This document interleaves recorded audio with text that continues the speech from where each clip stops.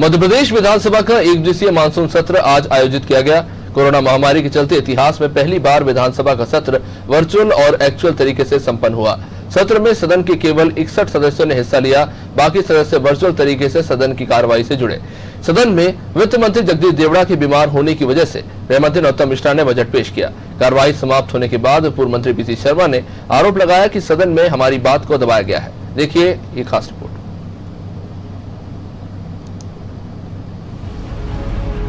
Corona संक्रमण के बीच विधानसभा का एक दिवसीय सत्र आयोजित किया गया।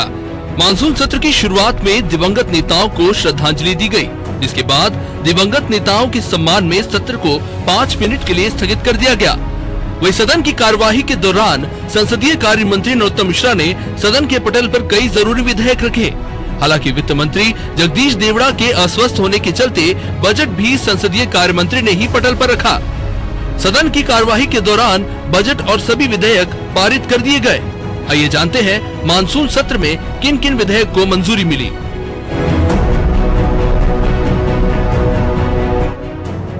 संसदीय कार्य मंत्री ने समस्त विभागों अनुदान मांगों का एक साथ प्रस्ताव प्रस्तुत किया। मध्य प्रदेश विनियोग विधेयक 2020 पारित किया गया। सदन में वित्त विधेयक 2020 को पारित किया गया। सदन की कार्यवाही में मध्य प्रदेश वैट संशोधन विधेयक 2020 को भी पारित किया गया। मध्य प्रदेश माल और सेवा कर संशोधन विधेयक 2020 को भी पारित किया गया। अनुसूचित जनजाति ऋण विमुक्ति विधेयक 2020 को पारित किया गया। सदन में मध्य प्रदेश साहूकार संशोधन विधेयक को भी पारित किया गया। वही संसदीय मंत्री नरोत्तम मिश्रा ने मानसून सत्र अनिश्चितकालीन तक स्थगित होने के बाद मीडिया से चर्चा के दौरान बताया कि आज सदन में बजट प्रस्तुत किया गया, जो सदन में पास हो गया। वित्त और विधि से जुड़े विधेयक सदन में पारित किए गए। साथ ही साथ नरोत्तम मिश्रा ने बताया कि विधानसभा की कार्यवाही के दौरान जिन सदस्यों ने इस्तीफा दिया है, उनका भी उल्लेख पटल पर किया गया। चिकित्सा शिक्षा मंत्री विश्वास सारंग ने कहा कि सत्र में जो विषय जरूरी थे सभी लिए गए। मुख्यमंत्री शिवराज सिंह चौहान ने कोरोना की रोकथाम और इलाज के लिए सरकार के द्वारा उठाए जा रहे कदमों की भी सदन में जानकारी दी। बजट भी पास हुआ है, जो आर्थिक मामले के और अर्थव्यवस्था से जुड़े हुए विषय को लिया गया है। जो विधेयक बहुत जरूरी थे, जो ऑर्डिनेंस आ गए थे, समय सीमा में उनको पास करना था, उनको भी आज किया गया। क्योंकि कोरोना काल है, सर्वदलीय बैठक में जो हुआ था वो विषय वस्तु को आज पारित किया गया है। और माननीय मुख्यमंत्री जी ने कोरोना को लेकर भी जो स्थिति है और प्रदेश की सरकार ने जो कुछ किया है उसकी जानकारी आज सदन को दी। वही दूसरी तरफ सदन के बाहर विधानसभा की कार्यवाही पर सवाल उठाते हुए पूर्व मंत्री पीसी शर्मा ने कहा कि प्रदेश में कोरोना महामारी तेजी से बढ़ रही है। प्रदेश में बिस्तर की कमी हो रही है, मरीजों को ऑक्सीजन नहीं मिल पा रहा है, हॉस्पिटल में लोगों की जान जा रही है, लेकिन सरकार के पास इसकी रोकथाम के लिए कोई जवाब नहीं था। पीसी शर्मा ने बताया कि हमने सरकार से किसान के मुद्दों पर चर्चा करने की बात कही थी, लेकिन सरकार की तरफ से कोई जवाब नहीं मिला। मैंने कहा कि अध्यक्ष महोदय, मुख्यमंत्री जी को कोरोना पे अपडेट देना चाहिए, क्या स्थिति है। कोरोना लगातार फैल रहा है, 307 भोपाल में भी हुए, 407 इंदौर में हुए।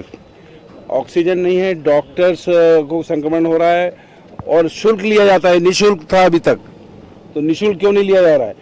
और दूसरा, लकड़ी नहीं मिल रही, भदभदा पे कंडे नहीं मिल रहे हैं, और कहा जा रहा है कि जो बाहर के लोग आएंगे और उनकी अगर यहाँ पे जान जाती है तो पैसा वसूला है। ये मैंने कहा सब गलत है, इस पे आप अपना वक्तव्य दीजिए।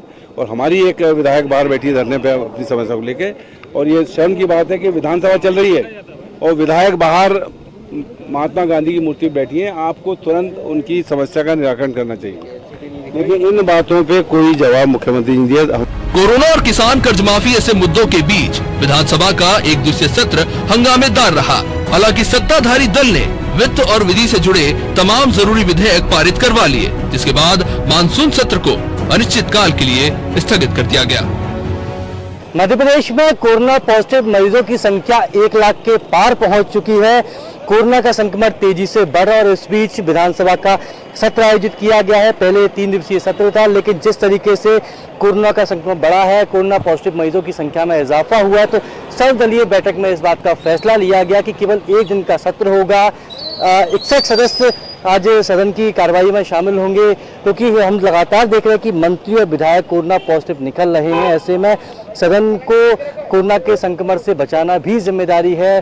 तो सर्वदलीय बैठक में इस बात का फैसला लिया गया कि सदन में जो भी लोग आएंगे, मुख्यमंत्री, मंत्री, विधायक, नेता प्रतिपक्ष और जो कांग्रेस के विधायक हैं, उन्हें कोरोना के संक्रमण से बचाना, इसलिए केवल 61 सदस्य आज सदन की कार्रवाई में भाग लेंगे। पहले 58 सदस्यों के भाग लेने की सूचना मिली थी, उसके बाद बसपा और अन्य निर्दलीय विधायकों के नाम भी इसमें जोड़े गए।